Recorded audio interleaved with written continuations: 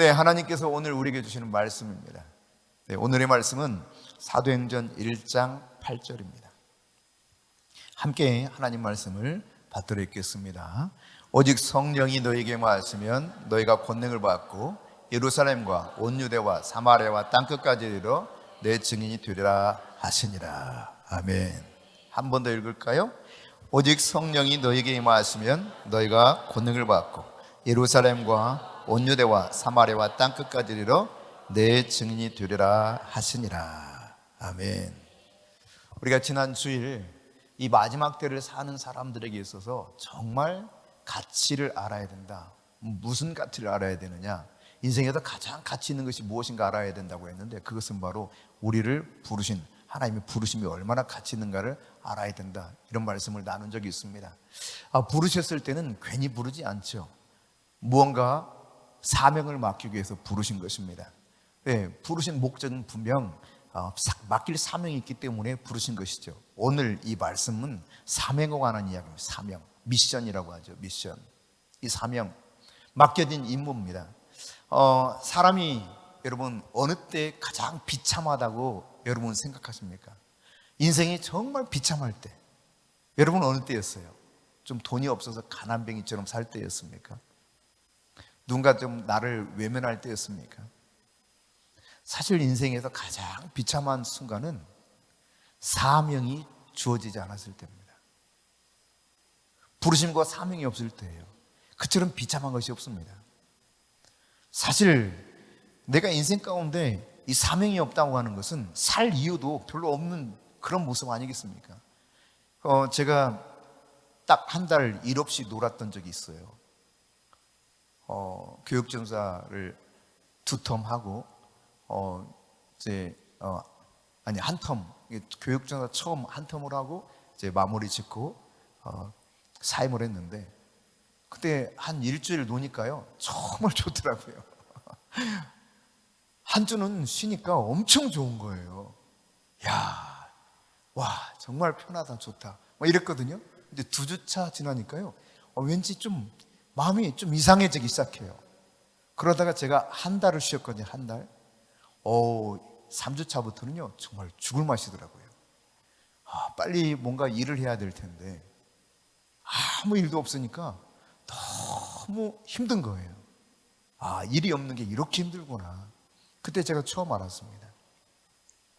사람이 정말 비참한 것은 아무 일이 없을 때, 내가 아무것도 할 이유가 없는 삶을 살아갈 때, 그런 측면에서 보면 하나님께서 우리를 부르시고 우리에게 사명을 주셨다고 하는 것은 얼마나 큰 은혜인지 모릅니다. 살 이유가 있는 거예요.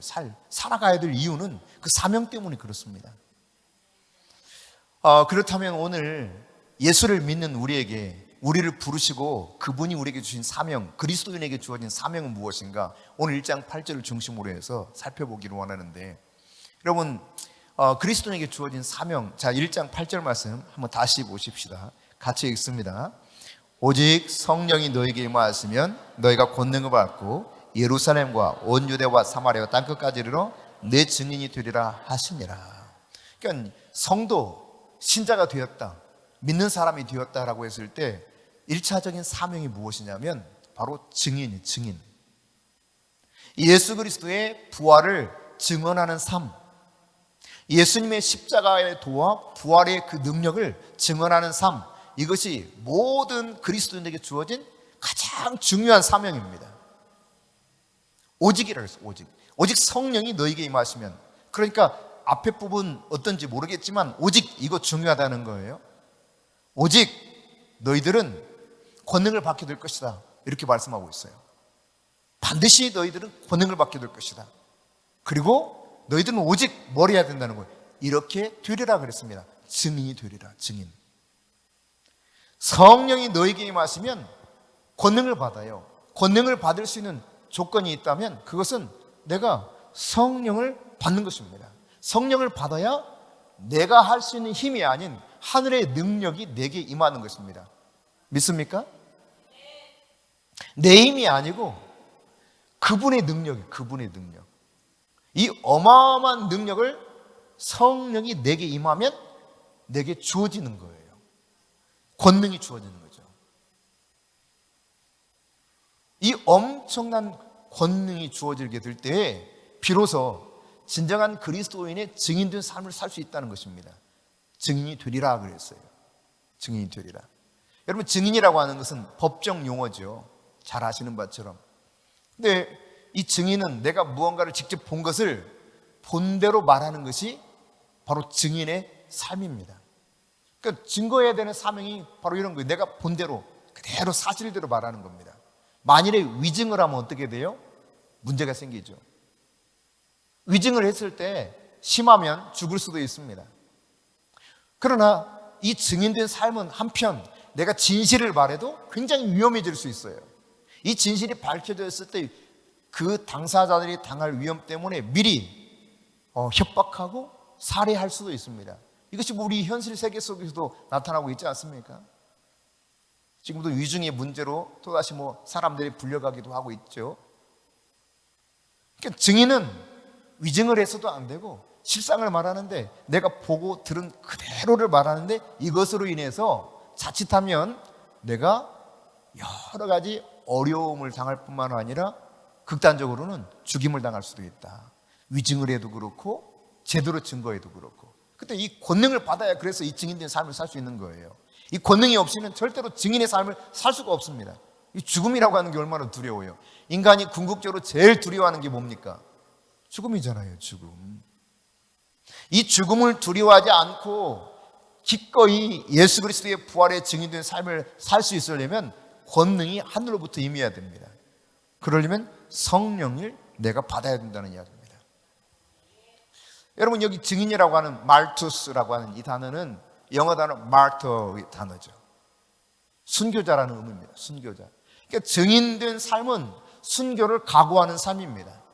그러니까 예수의 증인이라는 것은 예수처럼 십자가에 기꺼이 나 자신이 죽을 것을 각오하고 가는 것이 예수의 증인된 삶이에요. 여러분, 할 수 있겠어요? 대답이 한마디도 나오질 않아요. 죽음을 각오하고 여러분 예수 그리스도의 십자가와 부활의 도를 증언할 수 있겠습니까? 막 억지 춘향으로 비틀어서 답을 얻는 것 같은 느낌을 약간 받긴 해요. 증인된 삶은 맨정신으로 할 수가 없어요. 그래서 사실상 베드로가 이 성령 받기 전과 그 이후가 달라진 삶을 살지 않습니까? 성령 받기 전 베드로는요, 예수님의 최고의 제자 중에 하나였습니다. 수제자였죠. 천국 열쇠도 맡길 만큼. 베드로야, 내가 내 위에 교회를 세우리니 음부의 권세가 이기지 못하리라.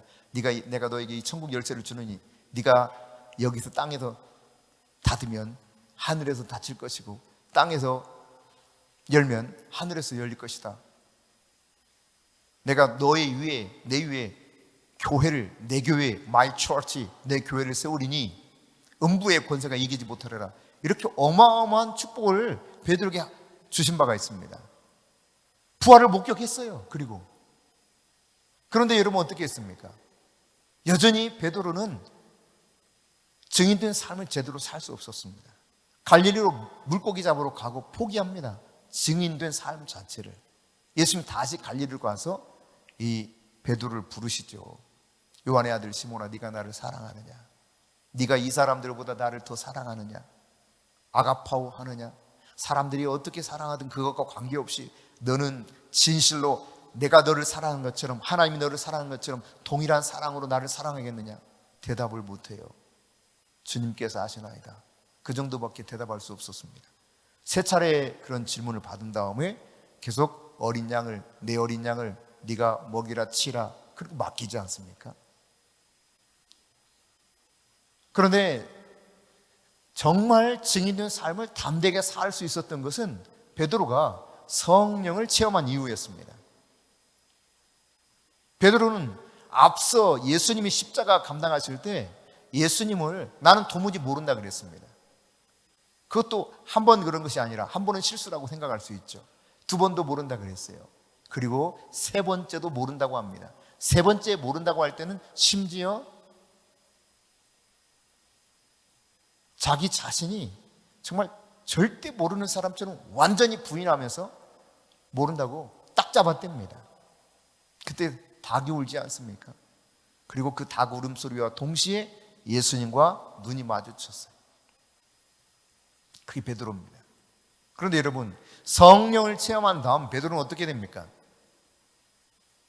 예수 그리스도의 십자가와 부활의 도를 증언하지 말라고 끌어가다가 채찍을 때리고 옥에 가두었다가 풀어줘도 협박을 하면서 다시는 예수의 이름을 전하지 말아라 하는데, 우리가 너희의 말을 듣는 것이 옳은지, 하나님만 말씀을 듣는 것이 옳은지 너희들이 한번 판단해보라 하고 기꺼이 그 모든 고난받는 것을 오히려 즐거워하면서 감사하면서 예수 그리스도의 십자가와 부활의 도를 증언하기를 기뻐하는 사람으로 완전히 돌변했습니다. 3,000명 앞에서 당당하게 선포해서 3,000명이 예수 믿게 되지 않습니까? 그 후에 5,000명, 남자만 3,000명, 5,000명이 예수 믿는 놀라운 역사가 있었습니다. 겁을 내지 않습니다. 죽음에 대해서 더 이상 두려워하는 사람이 아니었습니다. 여러분, 이게 성령의 역사예요. 성령의 역사. 사실 예수님께서도 기적을 행하셨지만 수많은 병든 자 치유하시고 귀신을 내어 쫓으시고 기적들을 행하셨지만 물을 포도주로 만드시고 바다를 잔잔케 하시고 오병이의 기적을 행하셨지만 이 모든 것들을 예수님이 하나님의 아들이었기 때문에 하신 것이 아니라 육신의 몸을 그대로 입고 오셨고 예수님조차도 성령을 통해서 그 성령과 능력을 기름 붓듯 부어주실 때만 이것이 가능했다고 하는 사실을 분명하게 성경에서 밝히고 있거든요.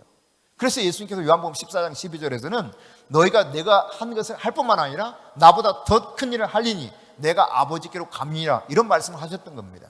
그러니까 예수님의 아버지께로 돌아가는 것은, 승천하시는 것은, 승귀하는 것은 곧 그의 약속하신 성령을 보내시겠다고 하는 것이요, 바로 오늘 본문의 말씀처럼 오직 성령이 너희에게 임하시면 너희가 권능을 받고 예루살렘과 온 유다와 사마리아 땅끝까지로 내 증인이 되리라, 이렇게 말씀하시는 그 놀라운 것이 이제 이루어지는 것을 이야기하고 있는 것이죠. 예수를 믿으면 예수의 영, 성령이 내 안에 들어옵니다. 성령의 그 권능을 입은 자들은 반드시 내가 믿게 된 예수, 부활의 놀라운 은혜로 말미암아 죄와 사망 가운데도 완전히 깨뜨리시고 나오신 그분, 내게 어떤 존재인가, 나의 죄와 저주와 사망의 모든 문제를 해결하신 구주요, 내 인생의 이제는 주인이 되었다고 하는 사실을 증거하면서 부활하신 예수님을 높이고 그를 향한 끊임없는 증거의 삶을 사는 것이 바로 가능해지는 것은 성령께서 임하셔서 권능을 주었기 때문이라는 사실이에요. 예수 믿는 사람은 예수를 증거해야 됩니다. 이게 성도의 가장 기본적이고도 아주 중요한 사명인 것이죠. 여러분, 성령을 체험하라고 나니까 이제는 예수님이 그냥 믿어지는 거예요. 믿으려고 해도 따라다니면서 3년 이상 노력했잖아요. 근데 마지막 순간 믿기지 않는 부분들이 있었던 겁니다. 그래서 모른다고 부인하기도 하고 물고기 잡으러 가기도 했는데 이제 성령이 임하니까 안 믿을래야 안 믿을 수가 없어요. 성령께서 예수를 증거하는 영이기 때문에, 그리고 권능을 주시는 영이기 때문에 예수가 어떤 분인가를 알게 해주시고 하늘의 권능을, 힘을, 그 놀라운 파워를 주시기 때문에 이 권능을 가지고 예수를 증거하기 시작하는 거예요. 여러분, 성령을 사모하십니까? 성령의 권능이 여러분 안에 충만히 임하기를 원합니까? 네, 성령 받은 사람은, 그리스도인은 예수 그리스도의 부활을 증거하는 삶을 사는 것입니다. 이 증인의 사명이 있다는 사실을 먼저 우리가 깨달아야 됩니다. 그런가 하면 여러분, 사도행전 6장 1절부터 7절을 보겠습니다. 사도행전 6장 1절부터 7절입니다. 자, 함께 읽겠습니다. 그때 제자가 더 많아졌는데 헬라파 유대인들이 자기의 과부들이 매일의 구제에 빠짐으로 히브리파 사람을 원망하니 12사도가 모든 제자를 불러 이르되 우리가 하나님의 말씀을 제쳐놓고 접대를 일삼는 것이 마땅하지 아니하니 형제들아, 너희 가운데서 성령과 지혜가 충만하여 칭찬받는 사람 7을 택하라. 우리가 이 일을 그들에게 맡기고 우리는 오로지 기도하는 일과 말씀 사역에 힘쓰리라 하니 온 무리가 이 말을 기뻐하며 믿음과 성령이 충만한 사람 스데반과 또 빌립과 보로고르와 니가노르와 디몬과 바메나와 유대교에 입교했던 안디옥 사람 니골라를 택하여 사도들 앞에 세우니 사도들이 기도하고 그들에게 안수하니라. 하나님의 말씀이 점점 왕성하여 예루살렘에 있는 제자의 수가 더 심히 많아지고 허다한 제사장의 무리도 이 도에 복종하니라. 여기서 우리가 살펴볼 수 있는 바는 성령이 임했을 때 교회의 이 직분자들은 어떤 사명을 갖게 되는가 합니다. 성령이 임한 공동체가 교회 공동체잖아요.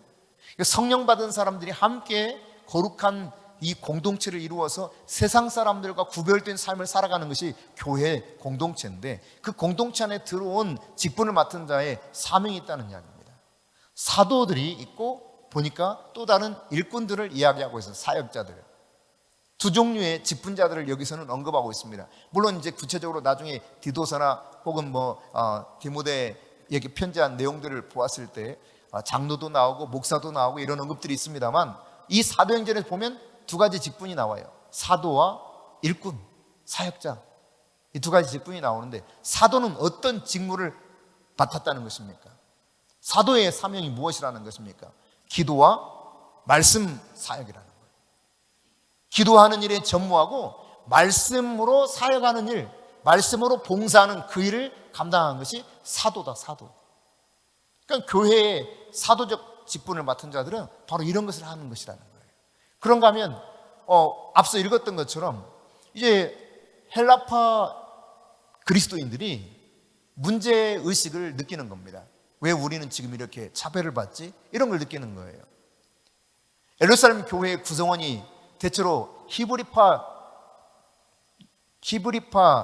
그리스도인들이 많았기 때문에, 유대인 중에 예수 믿는 사람들이 압도적으로 많았기 때문에 당연히 예루살렘이니까 더 그러지 않았겠습니까?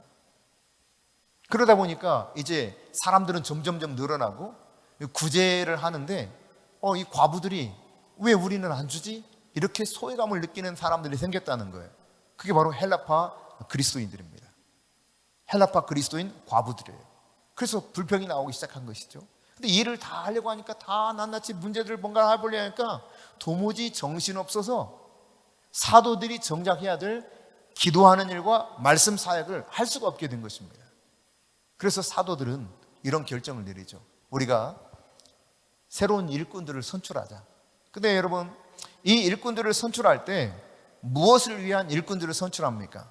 한마디로 말하면 봉사하는 일을 하도록 하기 위해서 이들을 선출하는 겁니다. 조금 더 구체적으로 봐야는 구제와 행정 사무를 감당하도록 일꾼을 선택하는 거예요. 그래서 7명의 일꾼을 선택하는데 그 자격이 무엇이라고 말합니까? 3절에 보면 그 자격을 언급하고 있죠. 성령과 지혜가 충만한 자다. 그러니까 성령과 지혜가 충만한 자를 1차적으로 선택해요. 그런가 하면 그 다음 이어서 나오는 것이 무엇입니까? 칭찬받는 자. 여러분, 성령과 지혜가 충만하지 않으면 문제가 생깁니다. 여러분, 오랫동안 봉사하다가 괜히 시험 들어요. 성령으로 봉사하지 않았을 때 나타나는 현상은 항상 시험 듭니다. 싸웁니다, 서로. 요디와 순두개처럼 말이죠. 유럽 지방에 가장 처음 생긴 아주 모범적인 교회 중에 하나가 빌립보 교회 아닙니까? 사도 바울을 처음부터 마지막 죽는 순간까지, 사도 바울이 순교하는 순간까지 계속 사도 바울의 후원자가 되어서 바울과 함께 동역하는 그 기쁨을 누렸던 교회가 빌립보 교회입니다. 그런데 이 빌립보 교회가 그렇게 이 사도 바울을 통해서 칭찬받았던 교회 중에 하나인데, 문제는 뭐냐? 이들이 성령으로 봉사하지 않기 때문에 서로 다투게 되는 거예요. 성령과 지혜가 충만하지 않으면 반드시 문제가 생겨요. 시험이 된다니까요. 그리고 서로 다툰다니까요. 그러므로 여러분, 성령 충만을 받을 수 있기를 바랍니다. 그럼 교회 직분자로서의 사명이 있는 거예요. 그것은 봉사일을 하는 것입니다. 근데 내가 하는 것이 아니라 성령이 나에게 충만해서 성령으로 봉사하는 거예요. 아멘? 성령으로 봉사해야 돼, 성령으로. 여러분, 교회의 직분자는 교회에 필요한 일을 서로 나누어서 맡아가지고 하는 사명을 받은 자들이죠. 다양한 직분자들이 있죠. 네. 근데 여러분, 이런 교회의 직분을 맡아서 하는 자격은 앞서도 말씀드렸던 것처럼 성령과 지혜가 충만해야 된다. 그래야 시험에 들지 않고 다투지 않는다. 그리고 칭찬받는 사람이어야 된다는 이야기입니다. 베드로후서 1장 5절부터 7절에 보면은 믿음이 다가 아니라고 하는 것을 분명하게 가르쳐주고 있죠. 같이 읽어볼까요? 그러므로 너희가 더욱 힘써 너희 믿음의 덕의 지식을, 지식의 절제를, 절제의 인내를, 인내의 경건을, 경건의 형제의 우애를, 형제의 우애에 사랑을 더하라. 그러니까 우리에게 필요한 것들이 바로 이런 것들이라는 거예요. 칭찬받을 만한 이런 것들을 계속 더해가라는 것입니다. 예. 믿음이 있으면 덕이 있어요. 덕이 있으면 지식과 절제, 절제에 인내가 있어요. 인내의 경건, 경건의 형제 우애, 형제 우애에 사랑이 더해질 때 사람들은 그 사람을 비로소 칭찬하면서 이 교회가 더 온전한 교회로 서갈 수 있는 것입니다. 교회 직분자들은 성령과 지혜가 충만하면서 동시에 이런 칭찬받을 만한 부분들이 내게 채워져야 된다. 그래서 8절에서는 뭘 말합니까? 8절 시작. 이런 것이 너에게 있어 흡족한 즉 너희로 우리 주 예수 그리스도를 알기에 게으르지 않고 열매 없는 자가 되지 않게 하려니와. 이런 것이 있어야만 반드시 열매가 맺힌다는 거예요. 열매 없는 삶을 사는 것은 바로 이런 것들이 안 되기 때문에 열매가 맺어지지 않는 거예요. 그러면 그 다음 9절은 무엇을 말하고 있습니까? 시작. 이런 것이 없는 자는 맹인이라 멀리 보지 못하고 그의 옛죄가 깨끗하게 된 것을 잊었느니라. 그러니까 이런 삶이 내 안에 열매로 나타나지 않으면 조금 가다가 맹인처럼 된다 이 말이에요. 진리에서 멀어진다는 이야기입니다. 그건 자기 생각대로 막 사는 거죠. 믿음도 까먹고 저 사랑부터 형제 우애, 경건, 절제, 인내, 지식, 덕, 믿음 이런 것들이 깡그리 다 사라져 버려요. 멀리 보지 못해요. 그래서 이제 어떻게 된다는 것입니까? 맹인이 된다. 맹인. 그래서 여러분 10절을 봅니다. 시작. 그러므로 형제들아 더욱 힘써 너희 부르심과 택하심을 굳게 하라. 너희가 이것을 행한즉 언제든지 실족하지 아니하리라. 여기 다시 한번 읽어봅시다. 시작. 그러므로 형제들아 더욱 힘써 부르심과 택하심을 굳게 하라. 너희가 이것을 행한즉 언제든지 실족하지 아니하리라. 여러분 실족하는 이유는 이것들을 행하지 않기 때문이라는 거예요. 그러니까 믿음, 성령과 지혜가 충만하지 못할 뿐만 아니라 바로 우리에게 하나님 말씀하시는 이런 부분들에 우리가 힘쓰지 않을 때는 결국은 실족하게 돼요. 내가 문제 속에 빠진다는 이야기입니다. 여러분 교회 직분자로서 여러분들이 사명을 감당하면서 봉사일을 하게 될 때 성령과 지혜가 충만케 해달라고 구하십시오. 그리고 하나님 내가 칭찬받는 자가 될 수 있도록 나에게 열매를 더해 주십시오. 에베소서 말씀에 나타난 열매 또한 우리에게 필요하지만 이 베드로가 말하고 있는 열매, 믿음의 덕의 지식을, 지식의 절제를, 절제 인내를, 인내의 경건을, 경건의 형제 오해를, 형제 오해의 사랑을 계속 더하는 것입니다. 이 같은 것이 흡족해야만 비로소 진정으로 우리가 흔들리지 않고 미혹당하지 않는 가운데 하나님이 맡기신 교회 직분의 사명을 잘 감당할 수 있게 되는 것입니다. 여러분이 교회 안에서 이런 직분을 감당하게 될 때 사실 우리가 이런 일을 서로 나누어서 각각의 직분을 맡아서 봉사하고 섬기지 않습니까? 그런데 여러분 이런 일을 할 때는 내가 잘할 수 있는 일 하면 됩니다. 내가 잘할 수 있는 일. 못하는 일에 내가 막 끼어가지고 하려고 하면 괜히 시기심만 생기고요, 힘만 팽겨요. 잘하는 일 하면 돼요. 잘하는 일. 내가 잘하는 게 뭔가. 그리고 내가 즐겁게 할 수 있는 일, 기쁘게 할 수 있는 일. 교회에서 사명을 맡아서 봉사를 할 때 여러분 이 즐거움이 없이는 사실상 다 무용지물이 돼버립니다. 그러니까 교회 일을 하는 데 있어서 즐겁게 하는 것만큼 중요한 일이 없습니다. 기쁨이 있어야 돼요. 기쁨이. 감사함이 없으면 안 된다는 이야기입니다. 하나님 앞에서 내게 주신 달란트대로 나에게 주님께서 부으신 은사대로 내가 기쁘게 즐겁게 잘할 수 있는 일 섬기면 되는 거예요. 그냥 소위 세상 말로 뺀질뺀질하면 이거 주님이 기뻐하지는 않는 태도고요. 주님께서 나에게 예수 그리스도 그분이 십자가에서 대가를 지불하시고 나를 샀기 때문에 이제는 내가 나 자신이 주인인 것처럼 그렇게 주장할 수가 없습니다.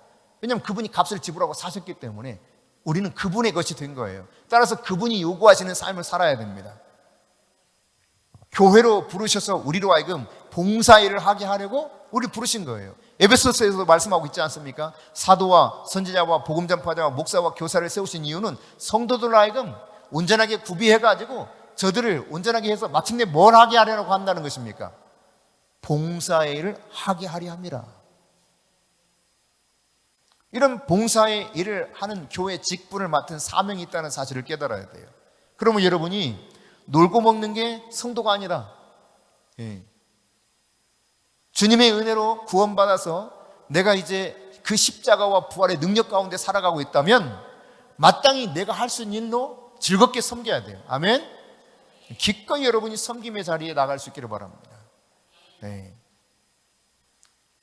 마지막으로 우리에게 주어진 한 가지 사명이 더 있다고 볼 수 있겠는데, 내가 교회 구성원이 되었다면 이 구성원으로서 우리에게 주어진 사명이 있는 것입니다. 여러분, 교회라고 하는 것은 성경에서 말하고 있는 것처럼 그리스도가 머리이고 우리가 각각의 지체를 이루어서 그 몸을 이루었다고 말씀하고 있죠. 그러니까 그리스도의 몸을 이루는 지체로서 우리는 하나 되는 사명을 받은 자들인 것입니다. 여러분 생각해 보세요. 이 손가락 하나가 다른 것도 아니고 이 손가락 하나가 한번 가만히 생각하니까 다 싫은 거야. 검지손가락도 보기 싫고 중지손가락도 보기 싫고 눈썹도 보기 싫고 아니 배꼽도 보기 싫고 다 보기 싫어.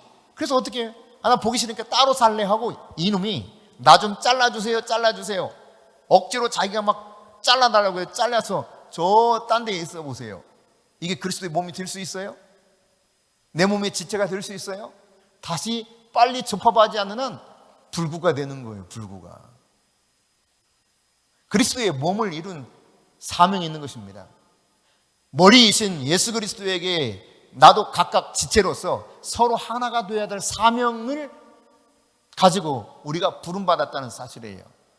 그러니까 여러분이 예수 그리스도 안에서 거듭났다면 서로에 대해서 함께 하나가 되기 위해서 힘써야 됩니다.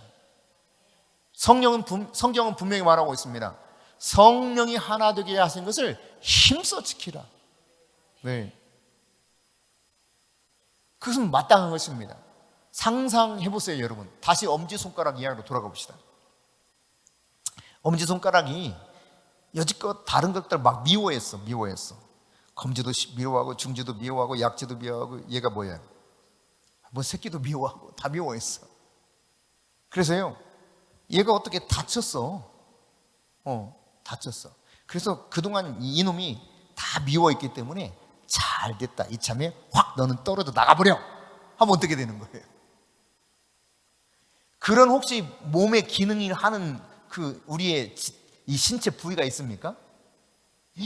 빨리 아파라. 빨리 붙어야 되는데, 빨리 치료받아야 되는데 하면서 온갖 다 신경을 쓰겠죠. 왜 그래요? 얘가 같은 몸이기 때문에 그렇습니다. 하나이기 때문에 그렇습니다.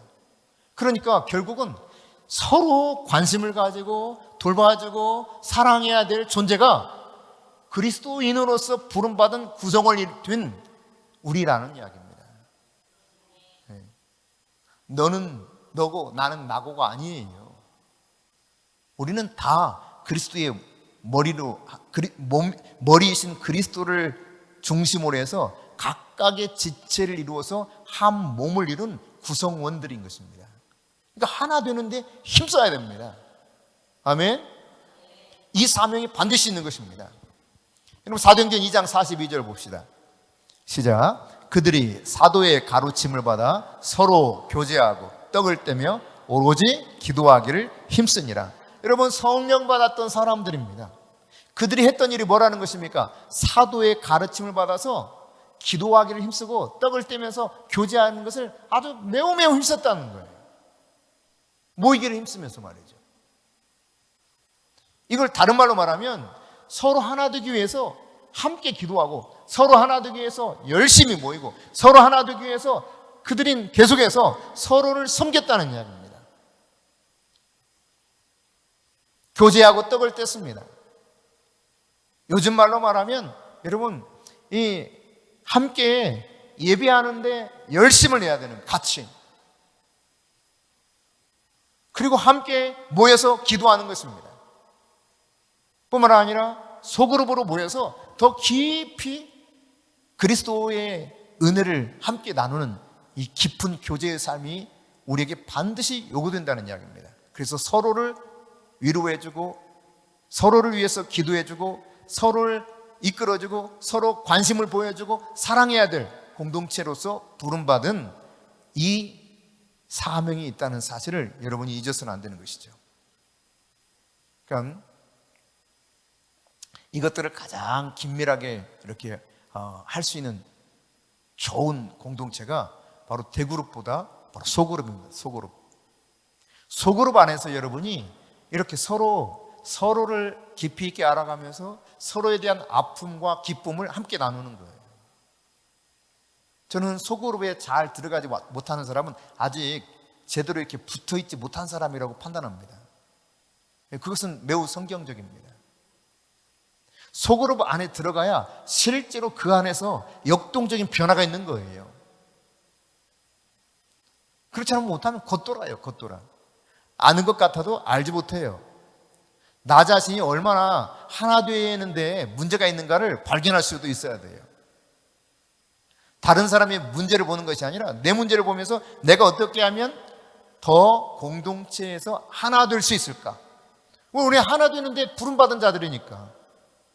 다른 말로 우리 한 배 탔단 말이에요. 그럼 어쩔 수 없어요, 여러분. 마지막 때의 사명 안에 그냥 쑥 들어온 거예요. 여러분도 모르게. 어쩌겠어요? 이거 같이 가는 수밖에 없는 거예요.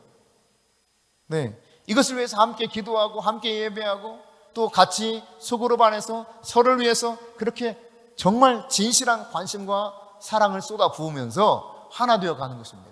그러니까 내 안에서 갈라지게 하는 요소는 이건 틀림없습니다. 마귀가 하는 짓입니다. 마귀가.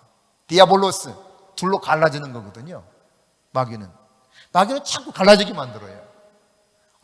내가 괜히 그런가요? 다 이유가 있지. 다 이유를 대요. 여러분, 아담이 이유 됐어요, 안 됐어요? 죄 가운데 들어간 첫 번째 특징. 내가 괜히 그랬나요? 하나님이 나한테 그 여자 줬잖아요. 이렇게 이야기합니다. 하나님 핑계대고 그 여자 핑계대요. 책임을 떠넘긴단 말이에요. 여자가 화가 나죠. 눈을 한번 쫙 아마 흘겼을 거예요. 틀림없이. 두고 봐. 지금 하나님 없을 때, 당신 지금 하나님 있으니까 하나님 없을 때 두고 봐. 했을 거예요. 틀림없이. 그리고 하나님한테 이브야, 하와야 왜 그랬니 물으니까 저는 할 말 없는 줄 아세요? 저 뱀 저 녀석이 그렇게 따먹으면 하나님처럼 된다고 그래가지고 내가 그런 줄 알고 그랬죠 뭐. 다 이유가 있는 거예요.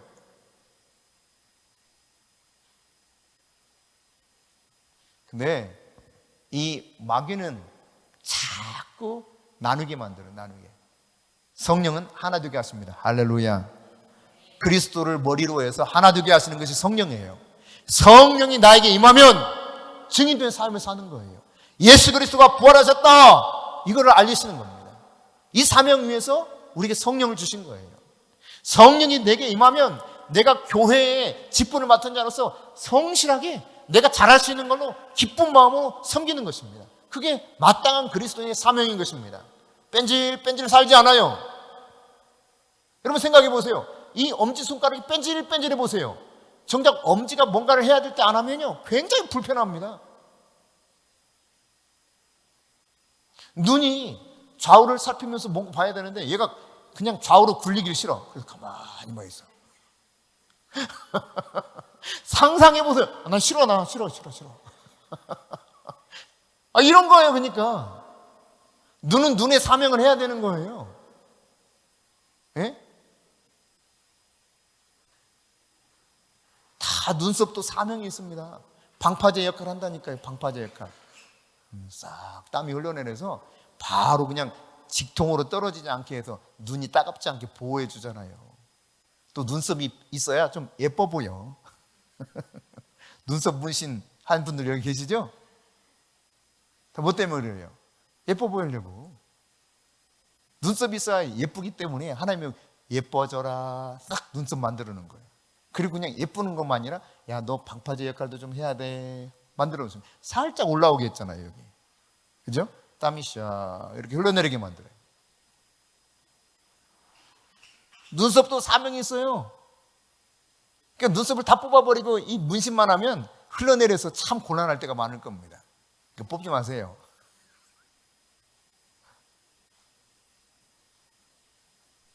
다 자기 일을 하는 겁니다, 여러분. 코털이 삐죽삐죽 이렇게 길어서 삐죽삐죽 코 밖으로 나오면 참 보기 흉해요. 아유, 얼마나 귀찮은지 몰라. 그래서 제가 가끔 코털을 뽑습니다, 막. 아, 이놈의 코털이 이렇게 자주 자라는지, 너무 빨리 자라. 근데 이 코털이 너무 빨리 자라고 귀찮다고 다 뽑아내면 어떻게 될까요? 제가 호흡할 때 먼지가 그냥 필터링 안 된 채로 쑥 들어가요, 일단. 코털이 그래도 있어야 여기 끈적끈적한 이 진액들이라고 해야 돼요? 뭐라고 해야 돼요? 이것들이 있어야, 점액들이 있어야 코털을 통해서 한번 탁 걸러져요. 네. 그래야 내가 나쁜 공기를 다 안으로 들여마시지 않게 된다. 만일에 이게 없으면 아무래도 이 폐가 조금 문제가 생길 겁니다. 네. 다 기능이 있는 거예요. 여러분, 그러니까 내가 그리스도의 몸을 이루고 있는 그 지체라는 것들을 생각하면서 서로 도와서 함께 가야 될 사명이 있다는 것을 기억하십시오. 더 깊이 여러분이 교제하면서 속으로 안에서 삶을 나누고 진실하게 죄를 고백하고 말씀을 여러분이 받아들이게 될 때 놀라운 변화가 일어날 것입니다. 네. 오늘 그리스도인에게 주어진 사명 3가지 생각해 봤습니다. 성령이 너에게 임하시면 너희가 권능을 받고 예루살렘과 온 유다와 사마리아 땅 끝까지로 내 증인이 되리라 했는데, 가장 중요한 기본적인 신자로서의 사명, 성도로서의 사명, 그것은 예수 그리스도의 부활을 증언하는 것입니다. 믿습니까? 네, 이것 때문에 우리를 부르셨어요. 그리고 그 사명을 맡기신 겁니다. 미션을 준 거예요. 너는 내가 부활한 것 이거 가서 증거해야 돼. 그리고 우리를 부르셔서 일꾼 삼으셨어요. 더 이상 구경꾼 같은 존재로 우리를 방치하면서 그냥 아무렇게나 살아도 된다고 말씀하지 않습니다.